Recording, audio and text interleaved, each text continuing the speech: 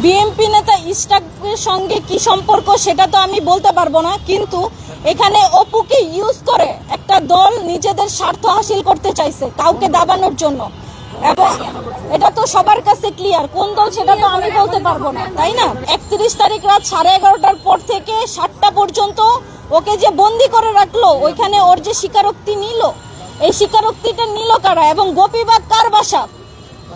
গোপীবাগ কার বাসা? ইশরাক ভাইয়ের বাসা না? এবং অপুকে তো ইশরাক ভাইয়ের বাসার সামনে থেকেই ধরছে, এবং আপনারা দেখেন কয়েকটা ছবি টবি ঘুরে বেড়াচ্ছে, এগুলো তো সব ইশরাক ভাইয়ের বাসাতেই।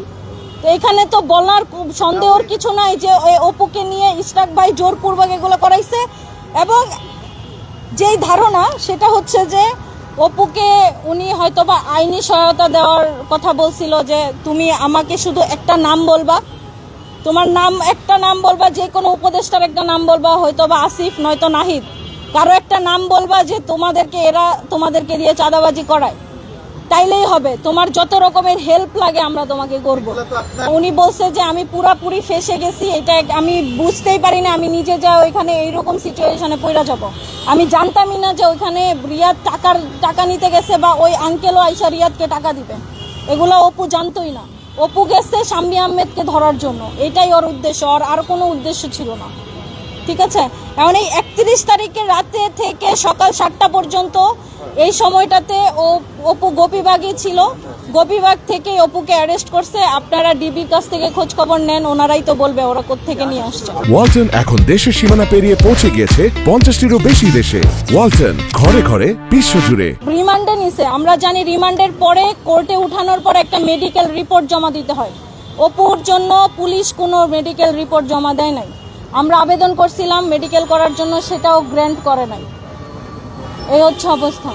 অপুকে মেরে রক্তাক্ত করে ফেলছে, ছেলেটা ঠিকমতো দাঁড়াইতে পারে না। হসপিটালেও কালকেও হচ্ছে 10 মিনিটের ফোন কল থাকে প্রত্যেক আসামির জন্য সপ্তাহে একবার। অপু আমাকে গতকালকে ফোন দিছিল, বলল সকালবেলা মেডিকেল টিম তার চিকিৎসা করে গেছে, তাকে মেডিসিন দিয়ে গেছে, তার অবস্থা খুব একটা ভালো নয়। না, আমাকে ওইরকম কোনো কিছু বলে নাই, কারণ আমি অলরেডি অবগত যে অপু কোথায় ছিল। অপু ছিল গোপীবাগে, আপনার সাদেক হোসেন খোকার যে বাসা, হ্যাঁ, সেখানে অবস্থানরত ছিল অপু সারা রাত।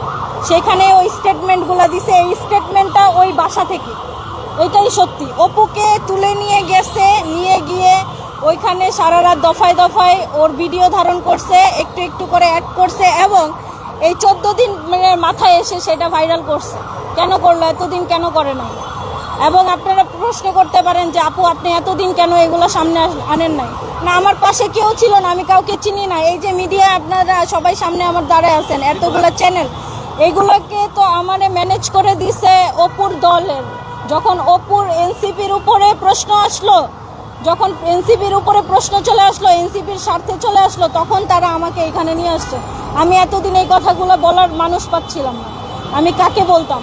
আমি আমার জায়গা থেকে যতটুকু অপুর জন্য করার অতটুকু করছি। এখন আমি জানি না যে আজকের পরে অপু সাধারণভাবে জীবনযাপন করার সুযোগ পাবে কিনা, তার নামে আরও মামলা মোকদ্দমা হইতে পারে, তারপরে হচ্ছে গিয়ে জামিন নাও হইতে পারে, সাজাও হয়ে যেতে পারে। আমি সবার কাছে অনুরোধ করব এগুলো যেন না হয়। ছেলেটা পুরোপুরি একটা মিডিয়া ট্রায়ালের শিকার হয়েছে, আপনারা এত কঠিন হয়েন না আমাদের প্রতি।